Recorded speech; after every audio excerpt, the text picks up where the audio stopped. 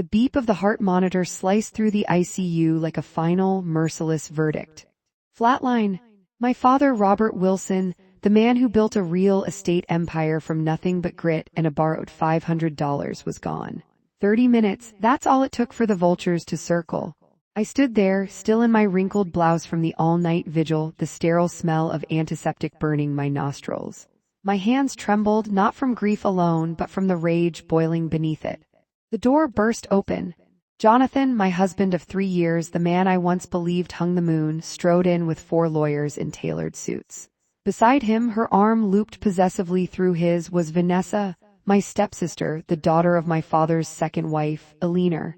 Her designer heels clicked against the linoleum like tiny daggers. Clara, Jonathan said, his voice slick with fake sympathy, we're so sorry, but we need to handle this quickly. Dad's will, it's clear. Sign these quitclaim deeds. The Hamptons house, the Fifth Avenue penthouse, the shares in Wilson Holdings, everything goes to Vanessa. It's what he wanted. Vanessa's lips curled into a smile that didn't reach her eyes. It's for the best, sis. You've got your career at Fairhaven Capital. We'll take care of the rest. I didn't scream. I didn't cry. Instead, I reached for the lukewarm tea on the side table, took a slow sip, and let the silence stretch until it was unbearable. The lawyers shifted uncomfortably. Jonathan's jaw tightened. He hated when I didn't play the victim. I set the cup down with a soft clink. My voice was calm, almost gentle. Tomorrow, Jonathan blinked. What? Tomorrow, I repeated, my gaze locking onto his. You'll have my answer tomorrow. Vanessa stepped forward, her perfume, something expensive and cloying, filling the room. Clara, don't make this difficult. The will is ironclad. Sign now or we'll... I raised a hand, cutting her off. My other hand slipped into my pocket, pressing the record button on the tiny device I'd started carrying weeks ago. I said tomorrow, now get out, this is still my father's room. They left, but not before Jonathan shot me a look that promised war. As the door clicked shut, I finally let the tears fall, but they weren't for the loss I just suffered. They were for the betrayal I'd already uncovered.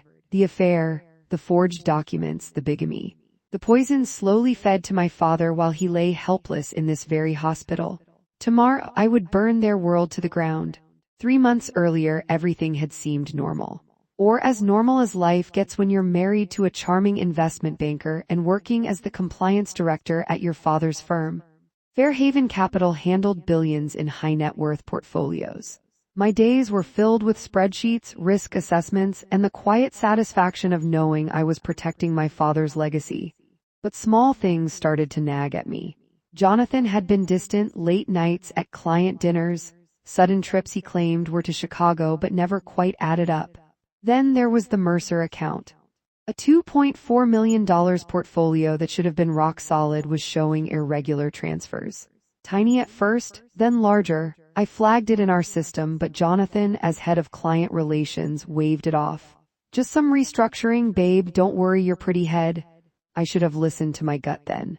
Instead, I confided in my assistant, Anya, sharp, loyal Anya with her cat-eye glasses and zero tolerance for bullshit. Something's off, Clara, she said one evening as we lingered over coffee in the break room. I ran a quick cross-check. Those transfers are landing in shell companies. And get this, Jonathan's name is on one of the LLCs. That night, I hired Mark, a freelance cyber investigator I'd met through a discreet network of compliance professionals. For $15,000 and a promise of anonymity, he dug deep. What he uncovered over the next 2 weeks shattered me. Jonathan wasn't just cheating on me, he was married to Vanessa in Las Vegas. 6 months before he even proposed to me. The marriage certificate was dated, signed, and filed under a fake name, Don Mercer, the same alias tied to the shell accounts. Bigamy, fraud, and it got worse. They'd been siphoning money from my father's personal accounts for over a year, wire transfers disguised as medical expenses. Vanessa had convinced my father in his worsening vascular dementia to sign documents he barely understood. But the real horror came when Mark pulled hospital records. My father's medication logs showed spikes in sedatives and blood thinners doses that didn't match his prescriptions. Dr. Alistair Evans, the attending physician, had signed off on every change. I sat in my darkened apartment that night, laptop screen glowing on my tear-streaked face, and played the audio Mark had intercepted. Jonathan and Vanessa in a hotel room, laughing, She's clueless, Vanessa purred. Daddy's little princess thinks she's running the show. Once the old man is gone, we'll have it all. The houses, the money, even that bitch's job if we play it right. Jonathan's laugh was low and cruel. And Alina, she's on board. Mom's the mastermind, Vanessa replied. She's been planning this since she married Robert. The forged will is already in the works. Simulated signature, fake notary stamp, perfect. Clara will get nothing. Alina, my stepmother, the woman who had smiled at my wedding and called me daughter. She wasn't just complicit. She was pulling the strings. I didn't confront them, not yet. Instead, I went to my father's lawyer, Samuel Greenberg, the only man I still trusted. He met me in his oak-paneled office overlooking Central Park, his face grave as he slid a thick folder across the desk. Your father suspected something months ago, Samuel said quietly. He set up an irrevocable trust in Delaware. Every asset goes to you. There's also this. He pressed play on a video. My father appeared on screen, lucid for the first time in months, his voice steady despite the tubes in his nose. Clara, my girl, if you're watching this, I'm gone. Vanessa isn't my daughter. Alina lied from the beginning. She was already pregnant when we met. I stayed for you, for the family I thought we could build. But Jonathan, he's a con man. They poisoned me. Slow, I know it. Fight them. The real will is in the trust. The video will is your weapon. Don't let them win. I watched it 3 times, memorizing every word. Then I cried until there were no tears left. The next weeks were a blur of preparation. I gathered forensic evidence. The forged will's signature didn't match my father's. Experts confirmed it. Dr. Evans cracked under pressure and gave an affidavit admitting bribery.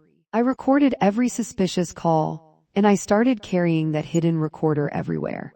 Back in the present, in the ICU, as the nurses prepared my father's body, I made my first real move. I called Lieutenant Mike Rivera at the NYPD's Financial Crimes Unit.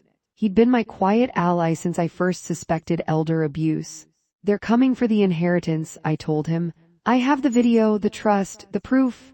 Stay strong, Clara, Rivera replied. We'll freeze the assets tomorrow. But be careful, they've got connections. Alina's fixer, Anthony Morty, has judges and regulators in his pocket.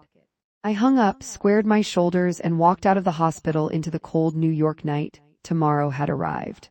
The surrogate's court in Manhattan was packed the day of the probate hearing. Jonathan and Vanessa sat at the plaintiff's table like they already owned the room. Alina watched from the gallery, her face a mask of elegant concern. My lawyer, Samuel, presented the irrevocable trust first, then the video. The referee's eyes widened as my father's voice filled the courtroom. Gasps rippled through the spectators. Jonathan's face turned ashen. Vanessa gripped the table so hard her knuckles whitened. This is preposterous, their lead attorney sputtered. The decedent was not of sound mind, but the referee wasn't buying it. The trust is valid. Assets frozen pending full investigation. I suggest both parties retain criminal counsel. Outside the courthouse, cameras flashed. I had tipped off a financial reporter friend. The headline the next morning read, Wilson heiress accuses husband and stepsister of forgery and elder abuse. That night, at my father's funeral in East Hampton, the real fireworks began. The cemetery was draped in gray mist. Mourners in black huddled under umbrellas. Vanessa and Jonathan arrived late, arm in arm, playing the grieving couple. I stood at the graveside, the true will in my pocket. As the priest finished, I stepped forward. Before we lay my father to rest, there's something everyone should hear. I pressed play on a portable speaker. My father's video, then the Las Vegas marriage certificate. The crowd erupted. Detectives materialized from the edges of the gathering. Handcuffs clicked around Jonathan's and Vanessa's wrists. You'll pay for this, Vanessa hissed as they led her away. Alina will destroy you. I smiled for the first time in months. She can try, but the war was far from over. 2 days later, Fairhaven's board suspended me on paid leave. The SEC had launched an inquiry targeting me. Insider trading allegations tied to an offshore account in my name, see Sprite Holdings. Planted evidence, Rivera later confirmed. Alina's doing. I sat in my apartment staring at the city lights when my phone rang. Jonathan from jail on a temporary release. Clara, baby, we can fix this. Come meet me at the Oak Room, alone. Rivera's voice crackled in my earpiece. Where the wire, get the confession? I slipped on my coat and headed out. The game was entering its deadliest phase. The oak room at the plaza was dimly lit, the kind of place where old money whispered deals over aged whiskey. I arrived exactly at 8 p.m., my black coat hugging my frame, the tiny wire taped securely beneath my silk blouse. Lieutenant Rivera's team was parked 2 blocks away, listening in real time. Jonathan was already there, sitting in a corner booth, looking every bit the polished victim. His designer suit was impeccable, but the shadows under his eyes betrayed the strain. When he saw me, he stood, attempting that charming half-smile that had once made my knees weak. "Clara," he said softly, pulling out my chair. "Thank you for coming. I know things look bad, but we can still fix this, for us." I sat, keeping my expression neutral. The waiter poured 2 glasses of the 2015 Brunello he knew I liked. Jonathan waited until we were alone before leaning in. "Look, I made mistakes. Vanessa, it was a stupid fling in Vegas. She trapped me, but you're my wife, the one I love. Alina is the real problem. She's been manipulating everyone. If you drop the charges, we can start over. I'll sign whatever you want. We'll move to Europe, just you and me." I took a slow sip of wine, letting the silence stretch. My heart hammered, but my voice stayed ice calm. "Tell me everything, Jonathan, from the beginning. If I'm going to trust you again, I need the truth." He hesitated, then the words tumbled out like a rehearsed confession mixed with just enough desperation to sound real. "Vanessa and I got married in Vegas because Alina promised me a piece of the empire, but Robert found out about the affair. He threatened to cut us off, so we accelerated things. The sedatives in his IV, Vanessa handled that with Dr. Evans. The forged will was Alina's idea. She had a guy in Queens who does perfect signatures.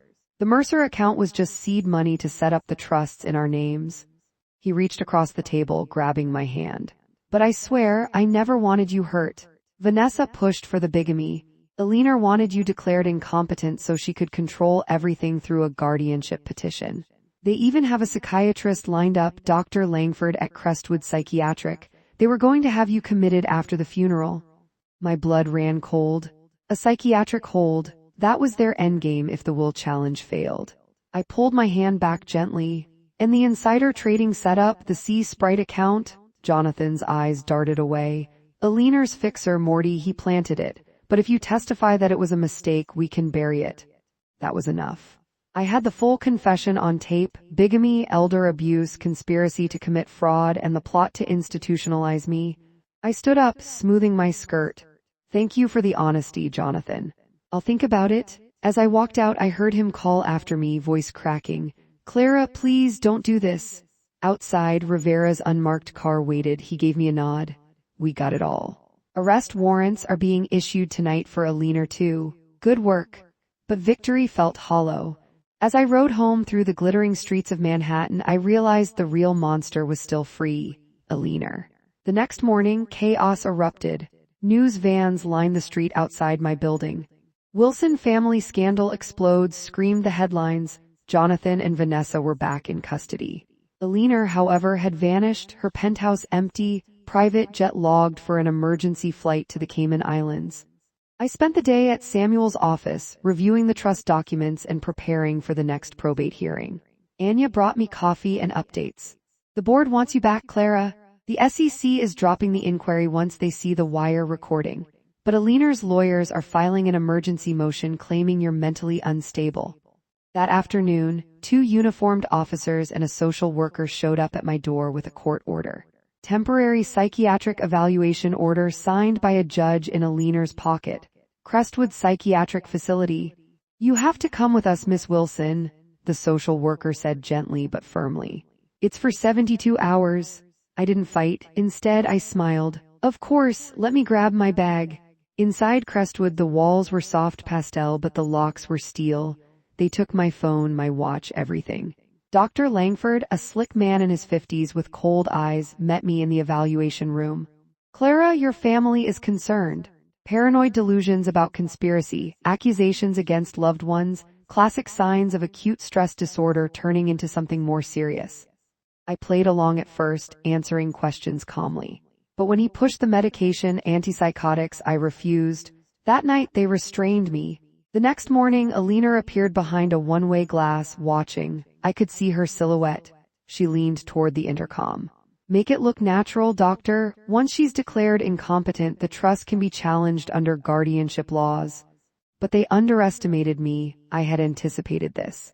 Before the Oak Room meeting, I had slipped a second hidden device, a tiny GPS tracker and voice recorder, into the lining of my bag. Rivera's team knew exactly where I was. On the third day, as Dr. Langford prepared to administer a heavy sedative cocktail, the doors burst open.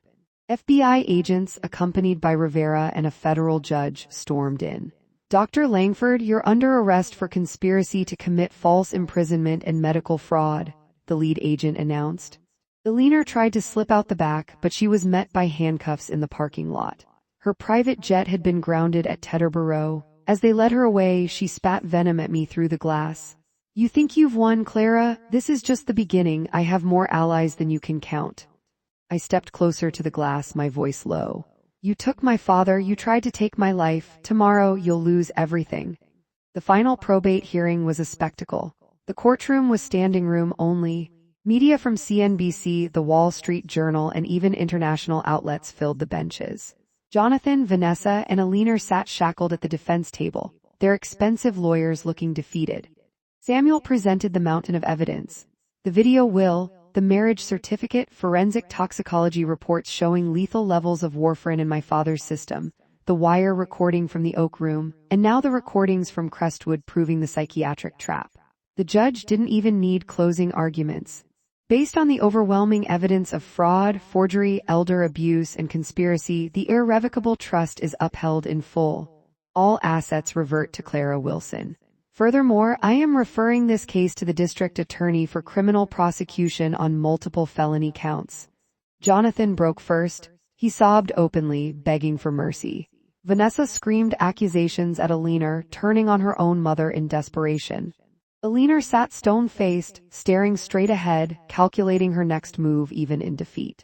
Outside the courthouse, I faced the cameras for the first time. My father built this empire with integrity, I said, voice steady.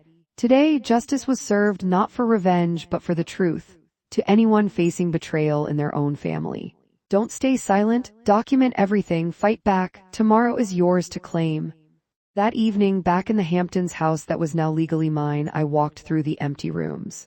The silence was heavy, but it felt like peace for the first time in months. Anya joined me on the terrace overlooking the ocean. What now, boss? I smiled, raising a glass of my father's favorite scotch. Now we rebuild. Fairhaven capital with real ethics. And maybe I learned to trust again, slowly. But as the sun dipped below the horizon, my phone buzzed with an unknown number, a text message. You may have won the battle, Clara. But the war isn't over, sleep well.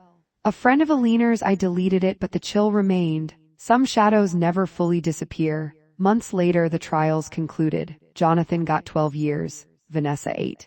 Eleanor, facing the harshest charges as the mastermind, received 25 years with no parole. Dr. Evans and Dr. Langford lost their licenses and faced their own sentences. I took back control of Fairhaven, implemented new compliance protocols, and even started a foundation in my father's name to support victims of elder financial abuse. Life moved forward. I dated cautiously. I laughed again. And every night before bed, I whispered the same words to my father's photo. I kept my promise, Dad, I answered tomorrow.